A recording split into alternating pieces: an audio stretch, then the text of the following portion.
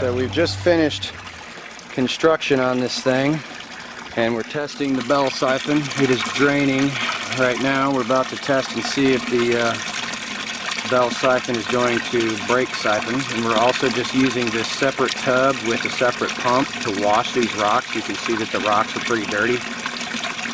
So we're going to just wash these rocks in this separate tub. It'll probably take all day today, and maybe noon tomorrow. That water should be running pretty clear out of there, and we'll have a bunch of sediment in the bottom of this tank. So we're just washing the rocks off using a separate tank and pump before we connect this thing to the main system and use the water from that system that already has our good bacteria in there. So yeah, the construction on this thing was pretty good. Now you can see that this tub is one of those things that's going to bow out when you get it filled up with media and water. But we just put a strap around it and these cross members to hold it on top. It's actually doing really nice. We're going to build a frame around it later to hold it a little more stiff.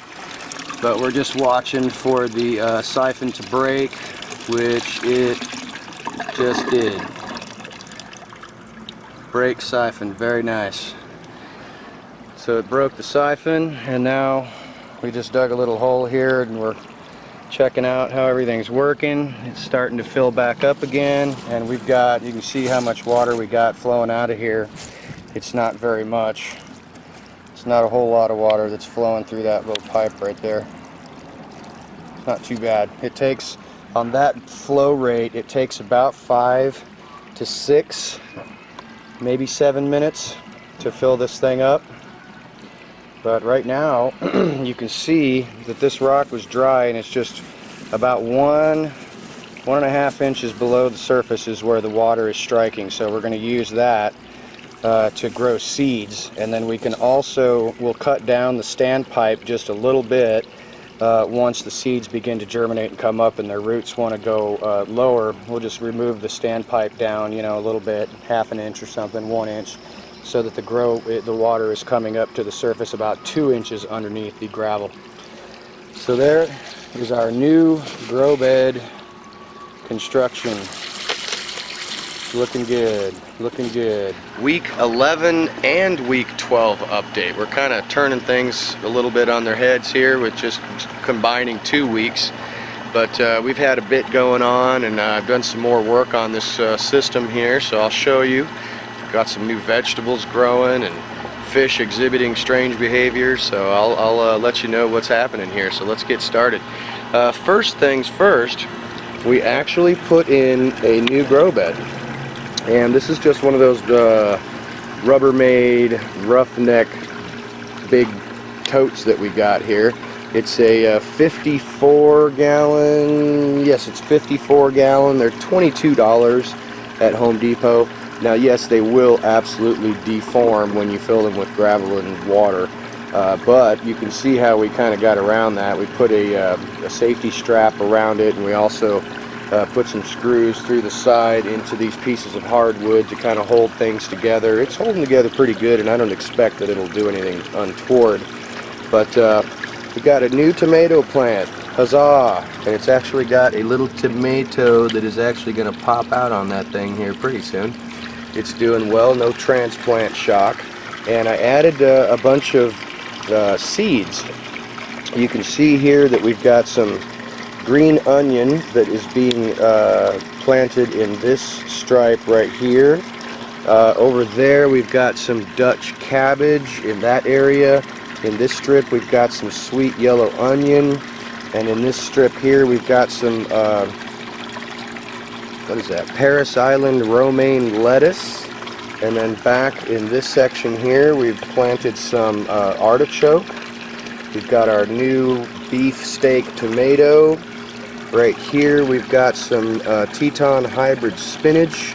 And then back there, we've got some Bib lettuce. And we have run a separate pump. And I'll tell you why we did that. We certainly could have used the original pump that we had. I just happen to have this second pump here.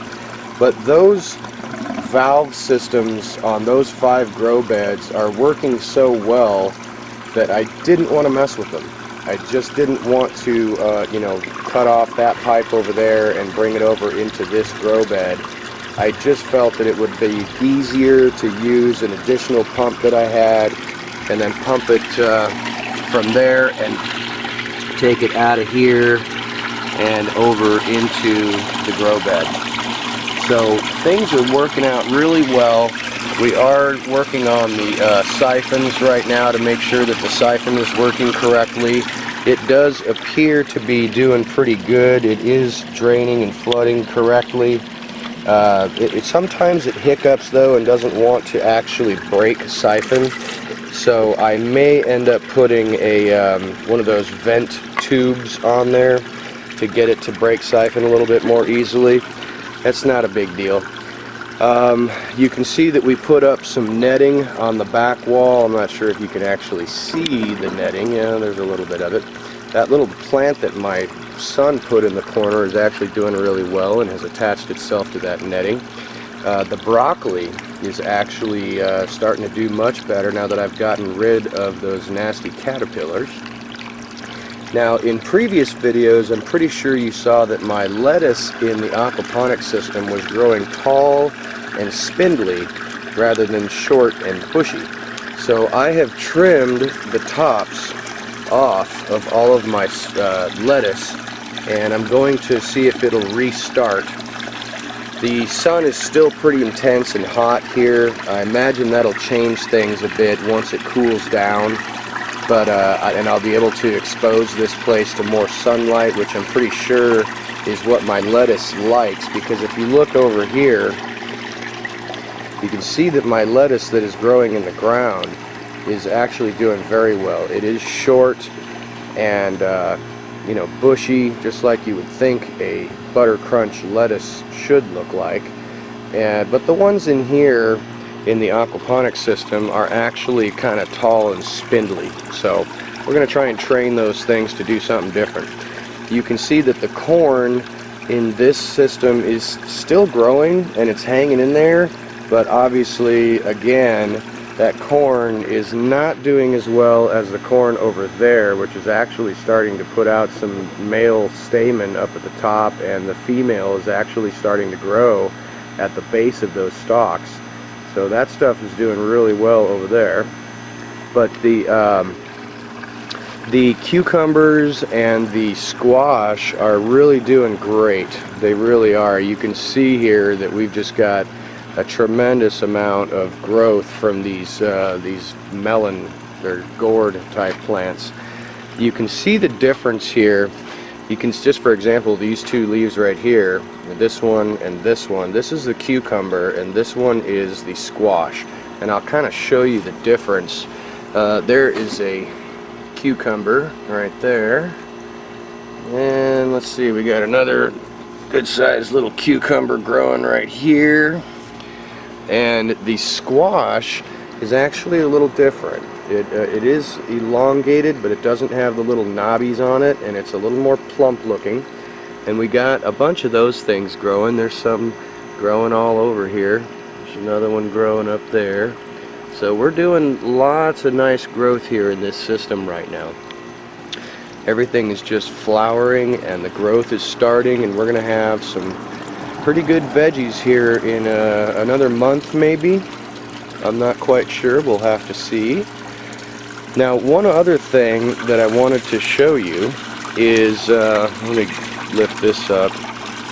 The water is a little bit dirty right now. We did pre-wash our rocks before we put them in there, but it still created a little bit of dirt. It's not too bad. These guys think they're going to get fed, but you're not. You've already had your lunch. It's not dinner time yet. Crazy fish. Now what I wanted to show you, I won't be able to show you really well because of the kind of the muckiness of the water, but back there in that corner is a little hidey hole or nook created by the one of the pumps and some PVC pipes down there. We've got one of our large males is exhibiting some aggressive behavior to keep everybody. You can probably see him right there. He's making sure that nobody enters his zone over there. And I believe that that is actually some mating behavior that he is exhibiting to create a nest where he's hoping to draw some females into there to get them to lay eggs. And you can also see that on this side we have another little nook created by a potting plant, and the other side of the pump, and we have another large male that is in that corner of the tank and is vigorously defending his territory and probably trying to entice some females in there to lay some eggs. So it is certainly possible that pretty quick here we could actually have some little chitlins running around in there.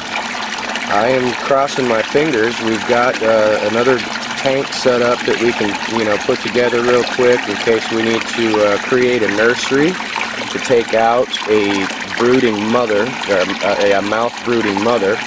But these two males are really fiercely and aggressively defending their territory back there, and they won't let anybody back there right now. So the males are nesting, I guess, if you want to call it that. But everybody else is doing really good. These fish are all fat and sassy. I did put in, to help clarify the water a little bit, I did put in some of that stress zyme recently. Of course, I won't show you our readings on the water right now, but I did just run some tests, and the pH is still hanging right around 7.6. At 12 weeks, we've got trace elements of ammonium and trace elements of nitrite, and we've got some really good strong nitrates, which are doing a fabulous job of causing our plants to grow. So everything is looking really nice at the 11/12 week mark, and I'll get this uploaded for you guys, and then we'll show you in the next week or so how our growth is coming along. So this is Israel Epstein saying thanks for stopping by and looking at our system, and we hope that you enjoy it and build yourself one of these things. They appear to work really well. We are definitely impressed, and we got a lot of this burlap that's covering up this side because you can see that the sun is beginning to change its orientation, and is going to start shining in this side. So we wanted to produce some little bit of shade because it is still a little over 100 degrees here in the Arizona desert. So everything is looking pretty good, and that's it, folks. Have a great weekend. It is Shabbat coming up, and we're right in the middle of our festival of Sukkot. I know that I may have already uploaded or shown you a video of our sukkah. We've got our sukkah set up here so that we can entertain and have some meals in our sukkah tent there. And then I have my other sukkah with a nice big mattress in there. It's been really nice in the evening. Sleeping outside has been very nice. So that's it, folks. Have yourself a wonderful Sabbath, and if you're celebrating Sukkot, you got several more days to go to praise our God and have a great time. So thanks for stopping by.